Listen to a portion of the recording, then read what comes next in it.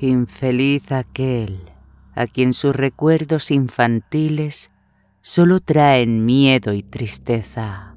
Desgraciado aquel que vuelve la mirada a las horas solitarias en vastos y lúgubres recintos de cortinas marrones y alucinantes hileras de antiguos volúmenes, o a las pavorosas vigilias a la sombra de árboles descomunales y grotescos, cargados de enredaderas que agitan silenciosamente en las alturas sus ramas retorcidas. A eso me destinaron los dioses, a mí, el aturdido, el frustrado, el estéril, el arruinado, y sin embargo me siento extrañamente satisfecho y me aferro con desesperación a esos recuerdos marchitos cada vez que mi mente amenaza con ir más allá, hacia el otro. No sé dónde nací, salvo que el castillo era extraordinariamente horrible, lleno de pasadizos oscuros y con altos cielos rasos, donde la mirada solo distinguía telarañas y sombras. Las piedras de los agrietados corredores estaban siempre desagradablemente húmedas, y por doquier se percibía un olor fétido, como de pilas de cadáveres de generaciones muertas. Jamás había luz, por lo que solía encender velas y quedarme mirándolas fijamente en busca de alivio. Tampoco afuera brillaba el sol, ya que unas terribles arboledas se elevaban por encima de la torre más alta. Una sola, una torre negra, sobrepasaba el ramaje y salía al cielo abierto y desconocido. Pero estaba casi en ruinas y solo se podía ascender a ella por un escarpado muro casi imposible de escalar. Debo haber vivido años en ese lugar, pero no puedo medir el tiempo. Seres vivos debieron haber atendido a mis necesidades. Sin embargo, no puedo rememorar a persona alguna excepto yo mismo, ni ninguna cosa viviente, salvo silenciosas ratas, murciélagos y arañas. Supongo que quien quiera que me haya cuidado debió de haber sido asombrosamente viejo, puesto que mi primera representación mental de una persona viva fue la de alguien semejante a mí, pero no tan retorcido, marchito y deteriorado como el castillo. Para mí no tenían nada de grotesco los huesos y los esqueletos esparcidos por las criptas de piedra cavadas en las profundidades de los cimientos. En mi fantasía asociaba estas cosas con los hechos cotidianos y los hallaba más reales que las figuras en colores de seres vivos que veía en muchos libros mohosos. En esos libros aprendí todo lo que sé. Ningún maestro me urgió o me guió, y no recuerdo haber escuchado en todos esos años voces humanas, ni siquiera la mía. Porque, aunque sí sabía leer, nunca se me ocurrió hablar en voz alta.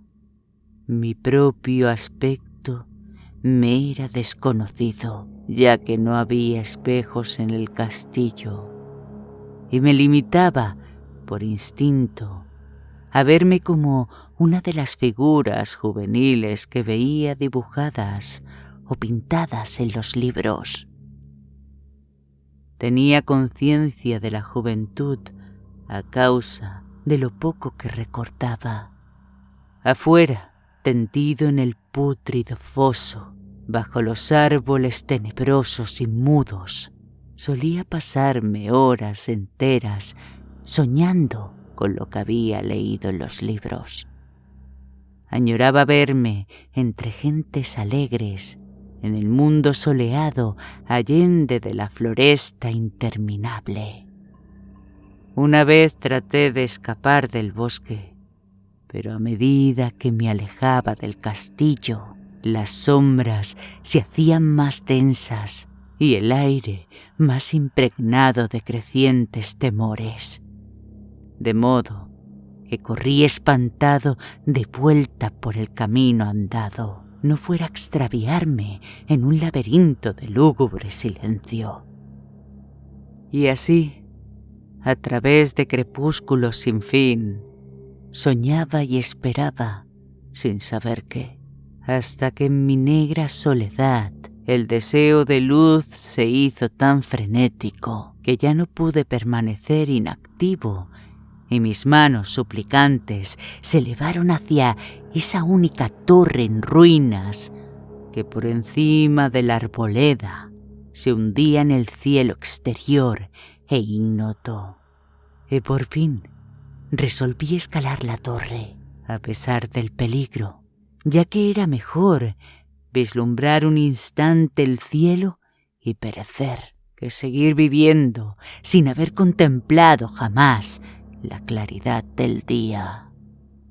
A la húmeda luz crepuscular subí los vetustos peldaños de piedra hasta llegar al nivel donde se interrumpían, y de allí en adelante, trepando por pequeñas entrantes donde apenas cabía un pie, seguí mi peligrosa ascensión. Horrendo y pavoroso era aquel cilindro rocoso, inerte y sin peldaños, negro, ruinoso y solitario, siniestro con su mudo aleteo de espantados murciélagos. Pero más espantoso aún era la lentitud de mi avance, ya que por más que trepase, las tinieblas que me envolvían no se disipaban, y un frío nuevo, como de moho embrujado, me invadió. Tiritando, me preguntaba por qué no llegaba la claridad, y de haberme atrevido, habría mirado hacia abajo. Se me antojó que la noche había caído de pronto sobre mí, y en vano tanteé la mano libre en busca del antepecho de alguna ventana por la cual espiar hacia afuera y arriba y calcular a qué altura me encontraba. De pronto, al cabo de una interminable y espantosa ascensión a ciegas, por aquel precipicio cóncavo y desesperado, sentí que la cabeza tocaba algo sólido. Supe entonces que debía haber ganado la terraza, o cuando menos alguna clase de piso. Alcé la mano libre y en la oscuridad palpé un obstáculo, descubriendo que era de piedra inamovible. Entonces rodeé la torre, aferrándome a cualquier soporte que su viscosa pared pudiera ofrecer, hasta que finalmente mi mano, tanteando siempre, halló un punto donde la valla cedía y reanudé la marcha hacia arriba, empujando la losa con la cabeza, ya que utilizaba ambas manos en mi cauteloso avance. Arriba no apareció luz alguna, y a medida que mis manos iban más y más alto, supe que por el momento mi ascensión había terminado, ya que la losa daba a una abertura que conducía a una superficie plana de piedra, de mayor circunferencia que la torre inferior. Sin duda, el piso de alguna elevada y espaciosa cámara de observación. Me deslicé sigilosamente por el recinto, tratando que la pesada losa no volviera a su lugar, pero fracasé en mi intento. Mientras yacía exhausto sobre el piso de piedra, oí el alucinante eco de su caída. Pero a pesar de todo, no perdí la esperanza de volver a levantarla cuando fuese necesario. Creyéndome ya a una altura prodigiosa, muy por encima de las odiadas ramas del bosque, me incorporé fatigosamente y tanteé la pared en busca de alguna ventana que me permitiese mirar, por vez primera, el cielo y esa luna y esas estrellas sobre las que había leído. Pero todo cuanto pude tocar fueron amplias estanterías de mármol, cubiertas de aborrecibles cajas oblongas de inquietante dimensión. Reflexionaba y me preguntaba intrigado qué extraños secretos podía albergar aquel alto recinto construido a tan inmensa distancia del castillo subyacente. De pronto, mis manos tropezaron inesperadamente con el marco de una puerta, del cual colgaba una plancha de piedra de superficie rugosa debido a las extrañas incisiones que la cubrían. La puerta estaba cerrada, pero haciendo un supremo esfuerzo, superé todos los obstáculos y la abrí hacia adentro. Hecho esto, me invadió el éxtasis más puro jamás conocido. A través de una ornamentada verja de hierro y en el extremo de una corta escalinata de piedra que ascendía desde la puerta recién abierta, brillando plácidamente en todo su esplendor, estaba la luna llena, a la que nunca había visto antes, salvo en sueños y en vagas visiones que ni me atrevía a llamar recuerdos. Seguro ahora de que había alcanzado la cima del castillo, subí rápidamente los pocos peldaños que me separaban de la verja, pero de repente una nube tapó la luna haciéndome tropezar, y en la oscuridad tuve que avanzar con mayor lentitud. Estaba todavía muy oscuro cuando llegué a la verja, que hallé abierta tras un cuidadoso examen, pero que no quise traspasar por temor a precipitarme desde la increíble altura que había alcanzado. Luego volvió a salir la luna. De todos los impactos imaginables, ninguno tan demoníaco como el de la insondable y grotescamente inconcebible. Nada de lo soportado antes podía compararse al terror de lo que ahora estaba viendo, de las extraordinarias maravillas que el espectáculo implicaba. El panorama en sí era tan simple como asombroso, ya que consistía meramente de esto. En lugar de una impresionante perspectiva de copas de árboles vistas desde una altura imponente, se extendía a mi alrededor, al mismo nivel de la verja, nada menos que la tierra firme, separada en compartimentos diversos por medio de lajas de mármol y columnas, y sombreada por una antigua iglesia de piedra, cuyo ruinoso capitel brillaba fantasmagóricamente a la luz de la luna. Medio inconsciente abrí la verja y avancé bamboleándome por la senda de grava blanca que se extendía en dos direcciones. Por aturdida y caótica que estuviera mi mente, persistía en ella ese frenético anhelo de luz. Ni siquiera el pasmoso descubrimiento de momentos antes podía detenerme. No sabía, ni me importaba, si mi experiencia era locura, enajenación o magia, pero estaba resuelto a ir en pos de luz y alegría a toda costa.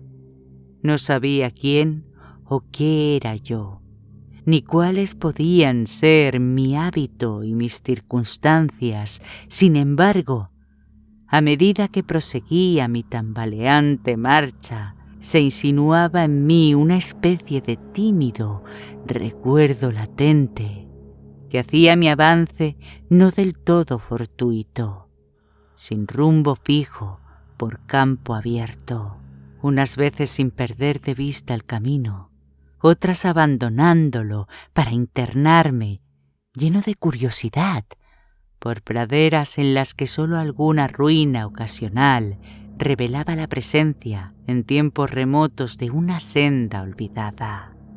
En un momento dado tuve que cruzar a nado un rápido río cuyos restos de mampostería agrietada y mohosa hablaban de un puente mucho tiempo atrás desaparecido. Habían transcurrido ya más de 2 horas cuando llegué a lo que aparentemente era mi meta, un venerable castillo cubierto de yedras, enclavado en un gran parque de espesa arboleda, de alucinante familiaridad para mí, y sin embargo lleno de intrigantes novedades. Vi que el foso había sido rellenado y que varias de las torres que yo bien conocía estaban demolidas, al mismo tiempo que se erguían nuevas alas que confundían al espectador. Pero lo que observé con el máximo interés y deleite fueron las ventanas abiertas, inundadas de esplendorosa claridad, y que enviaban al exterior ecos de la más alegre de las francachelas. Adelantándome hacia una de ellas, miré al interior y vi un grupo de personas extrañamente vestidas que departían alegremente entre sí. Como jamás había oído la voz humana, apenas sí podía adivinar vagamente lo que decían. Algunas caras tenían expresiones que despertaban en mí remotísimos recuerdos. Otras me eran absolutamente ajenas. Salté por la ventana y me introduje en la habitación brillantemente iluminada, mientras que mi mente pasaba del único instante de esperanza al más negro de los desalientos. La pesadilla no tardó en venir, ya que no bien entré, se produjo una de las más aterradoras reacciones que hubiera podido concebir. No había terminado de cruzar el umbral cuando se apoderó de todos los presentes un inesperado y súbito pavor que distorsionaba los rostros y arrancaba de las gargantas los chillidos más espantosos. La desbandada fue general y en medio del griterío y del pánico varios sufrieron desmayos, siendo arrastrados por los que huían enloquecidos. Muchos se taparon los ojos con las manos y corrían a ciegas, llevándose todo por delante, derribando los muebles y estrellándose contra las paredes en su desesperado intento de ganar alguna de las numerosas puertas.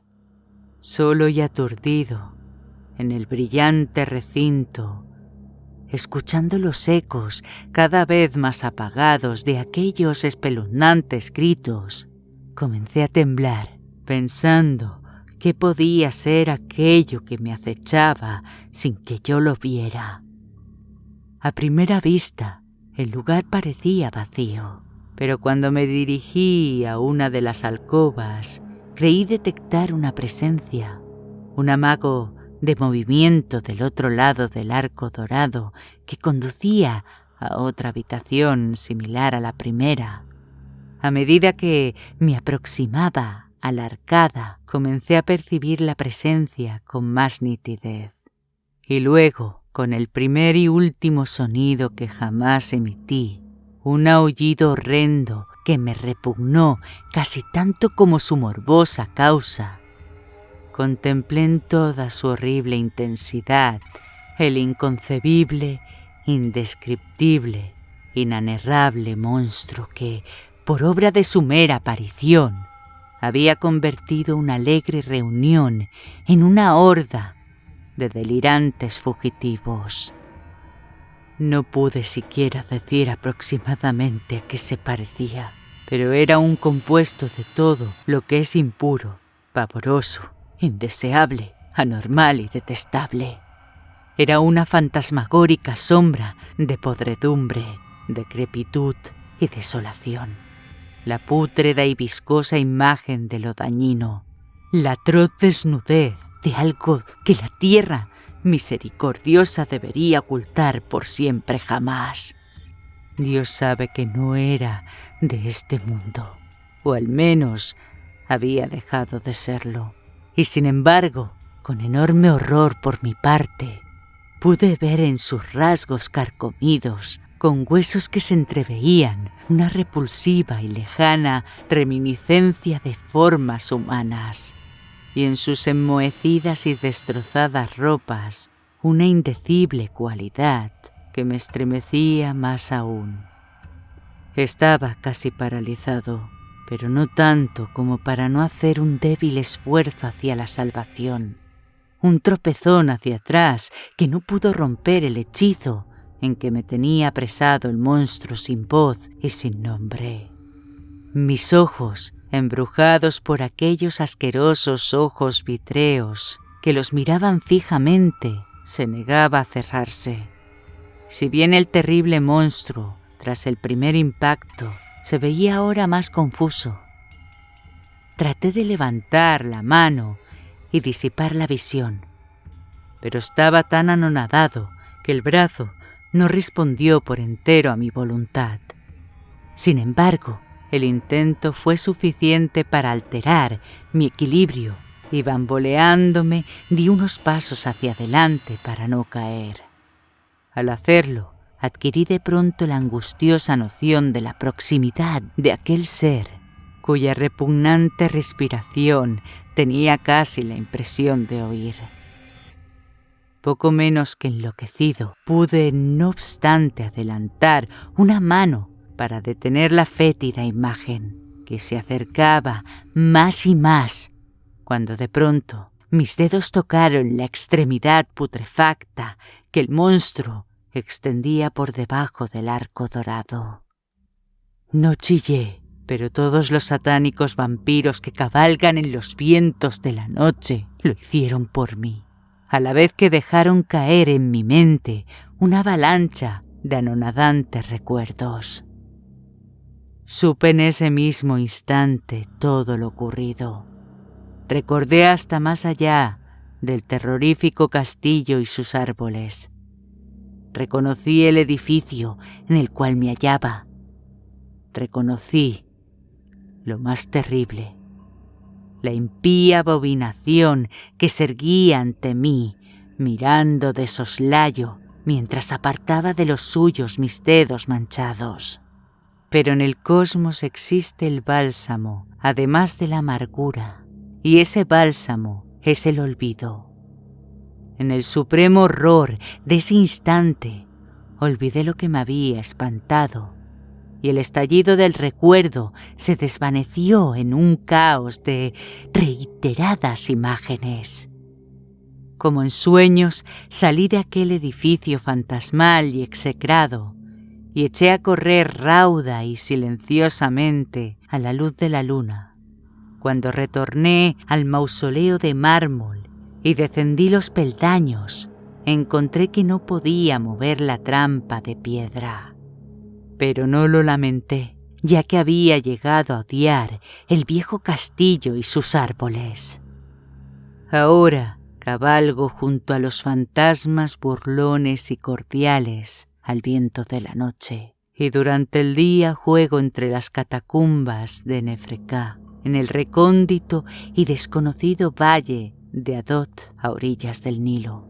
Sé que la luz no es para mí, salvo la luz de la luna sobre las tumbas de roca de Neb, como tampoco es para mí la alegría, salvo las innominadas fiestas de Nitocris bajo la gran pirámide. Y sin embargo, en mi nueva y salvaje libertad, agradezco casi la amargura de la alienación, pues aunque el olvido me ha dado la calma, no por eso ignoro que soy un extranjero, un extraño para este siglo y para todos los que aún son hombres. Esto es lo que supe desde que extendí mis dedos hacia esa cosa abominable surgida en aquel gran marco dorado. Desde que extendí mis dedos y toqué la fría e inexorable superficie del pulido espejo. El extraño, un relato de H.P. Lovecraft, escrito en 1921 y publicado por primera vez en la revista norteamericana Weird Tales en 1926.